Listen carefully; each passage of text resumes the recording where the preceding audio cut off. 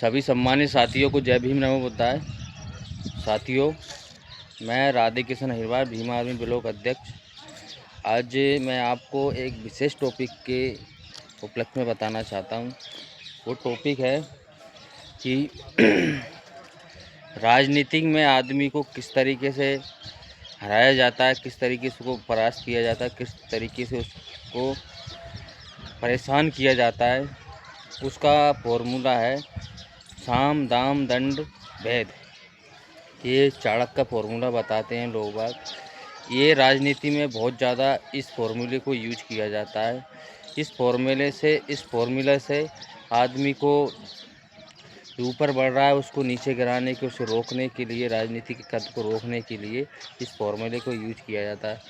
श्याम यानी सबसे पहले जो आदमी राजनीति में ऊपर उठ रहा है ईमानदारी से, उसको समझाया जाता है, सुलझाया जाता है, अपनी बातों में उलझाया जाता है। अगर वो आदमी इस बात को समझ जाए कि ये मेरे कद को, मेरे बढ़ते प्रभाव को रोक रहे हैं, तो वो उनकी बातों को ना समझकर, ना मानकर वो आगे बढ़ता है।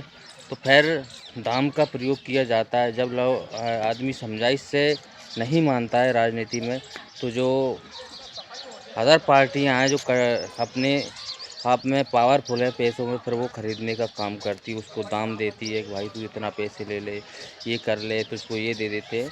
तो वो जो वाकई में राजनीति में परिवर्तन करना चाहता है, जैसे कांशीराम साहब ने किया है, वो ख़रीदा भी नहीं जाता है, ना वो बिकता है। तो इसके बाद फिर जब उसको ख़रीद नहीं पाते हैं ये लोग, तो वो षड्यंत्र करते हैं। साम और दाम का यूज विफल हो जाता है, फिर वो दंड का प्रयोग करते हैं। मतलब उसके ऊपर अत्याचार करना स्टार्ट कर देते हैं, उस पर जान से मारने की धमकियाँ देते हैं, उस पर हमला करवा देते हैं, इससे कि आदमी डर जाए और बैठ जाए, मतलब राजनीति में आगे ना बढ़े।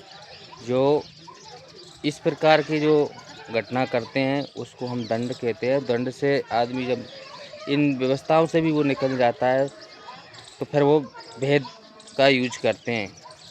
भेद का यूज ऐसा करते हैं कि आदमी की कमज़ोरी देखते हैं, आदमी की वीकनेस देखते हैं, और उसका यूज करके उसके खिलाफ नेगेटिव प्रचार करते हैं। उस नेगेटिव प्रचार के कारण आदमी की जो छवि है उसको धूमिल किया जाता है, जिससे वो आदमी के बढ़ते प्रभाव को, राजनीति को रोकने में का प्रयास करते हैं। इसके बाद भी अगर आदमी की नहीं रोक पाता है, तो फिर वो आदमी राजनीति में सक्षम हो जाता है और राजनीति के शिखर पर पहुंच जाता है। जैसे कांशीराम साहब पहुंचे थे, ऐसे ही आज हमारे चंद्रशेखर आज़ाद जी को रोकने का प्रयास सत्ता में बैठी दल या विपक्ष में बैठे दल, दोनों दल इस प्रयास में लगे हो कि इस चंद्रशेखर आज़ाद के बढ़ते काफिले को रोकें, इस बढ़ते इसके प्रभाव को रोकें, नहीं तो आगे चल के ये हमारी राजनीतियों की हमारी नसबंदी कर देगा और गरीबों, अमीर, गरीबों, शोषितों, वंचितों, दलितों के हित के प्रयास करेगा और उनको आगे बढ़ाने का काम करेगा। फिर हमारी कोई नहीं चलेगी। जब हमारी नहीं चल पाएगी तो हम इस देश पे शासन कैसे कर पाएंगे? क्योंकि बाबा साहब अम्बेडकर लोकतंत्र बना के तो चले गए, लेकिन लोकतंत्र का यूज हम नहीं कर पा रहे हैं, लोकतंत्र को हम समझ नहीं पा रहे हैं। लोकतंत्र का मतलब जनता का शासन होता है, ना कि नेताओं का।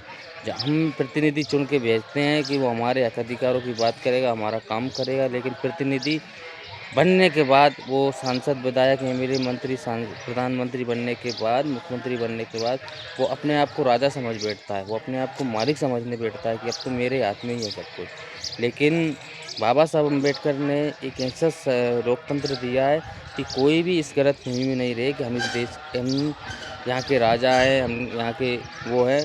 आपको व्यवस्था परिवर्तन करने के लिए लोकतंत्र दिया है बाबा साहब अम्बेडकर ने, और जैसे ही हमारे हाथ में आता है वो मतदान का अधिकार, तो हमें वो अधिकार बहुत ही सोच समझ के और उस हिसाब से करना चाहिए कि वाकई में हमारे हक अधिकारों की बात कोई कर रहा है। तो साथियों, ये था मेरा आज का फॉर्मूला जो राजनीति में बहुत ज़्यादा चलता है। तो आप भी अगर राजनीति में हो तो इस फॉर्मूले का यूज करिए, इस फॉर्मूले से बच के चलिए, इस फॉर्मूले से सावधान होकर चलिए। कहीं न कहीं आपके राजनीतिक कद को गिराने में ये फ़ॉर्मूला बहुत काम आता है, इसलिए इस फ़ॉर्मूले को बिल्कुल दिमाग में फिट कर लीजिए। इसी के साथ जय भीम, नमो बुद्धाय।